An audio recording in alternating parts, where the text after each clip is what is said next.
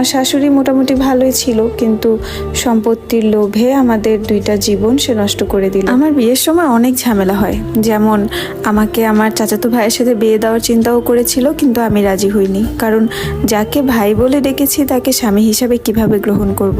আর এই দিকে আমার বাবা যখন জিজ্ঞাসা করলো আমি আমার চাচাতো ভাইকে কেন বিয়ে করব না, আর বিয়ে করলে সমস্যা কি, তখন আমি বললাম যে আমি তাকে বিয়ে করতে পারবো না, যদি আমাকে জোরাজোরি করো তাহলে আমি বিষ খেয়ে মারা যাব।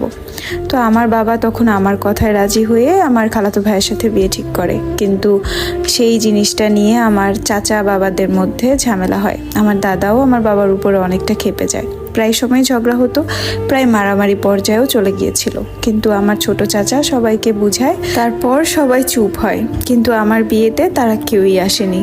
আর এই সব ঝামেলার জন্য আমার বিয়েটা অনুষ্ঠান করেও হয়নি। আমার অনেক ইচ্ছে ছিল আমার বিয়েতে অনেক কিছু হবে, কিন্তু এই সমস্ত ঝামেলার কারণে আমার বিয়েটা সাদামাটা ভাবেই হয়েছিল।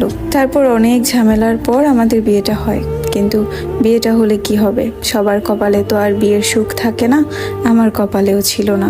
বিয়ের পর সে আমাকে এতটাই অবহেলা করা শুরু করলো, না পারছিলাম সহ্য করতে আর না পারছিলাম তার কাছে থাকতে। তারপরও চুপ ছিলাম, তাকে কিছুই বলতাম না। কিন্তু একদিন হঠাৎ আমাদের মধ্যে একটু ঝগড়া হয়, তখন আমি তাকে বললাম কেন আমার সাথে এরকম করছেন, কেন আমাকে এতটা অবহেলা করছেন। তখন সে আমাকে উত্তর দিল যে সারাদিন কি বউয়ের আঁচল ধরে বসে থাকবো? যারা সারাদিন বউয়ের আঁচল ধরে বসে থাকে, বউয়ের আগে পিছে ঘুরে, তারা কাপুরুষ, তাদেরকে বউয়ের গোলাম বলে। তারপরে তার সাথে আমার অনেকটাই ঝগড়া হয়ে যায়, সেও কথা বন্ধ করে দেয়, আমিও তার সাথে কথা বলা বন্ধ করে দিই। আর আমাদের রাগারাগিটা দেখে আমার শাশুড়ি কিছুটা বুঝে ফেলেছিল। তারপর আমার শাশুড়ি আমার যাকে ডেকে বলল যে কণিকা আর লিটনের মধ্যে কি হয়েছে, খবর নাও, ওদের মধ্যে মনে হয় কিছু নিয়ে ঝামেলা চলছে।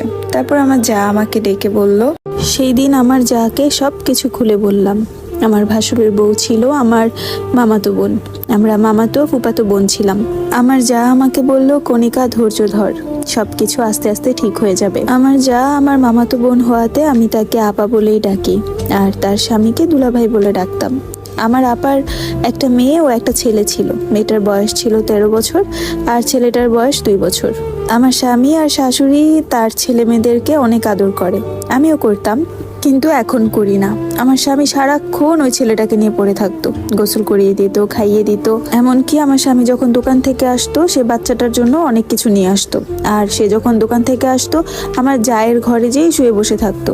তার ঘরে বউ থাকা সত্ত্বেও আমার জায়ের আশেপাশেই থাকতো। এমন করতে করতে কিছুদিন কেটে যায়।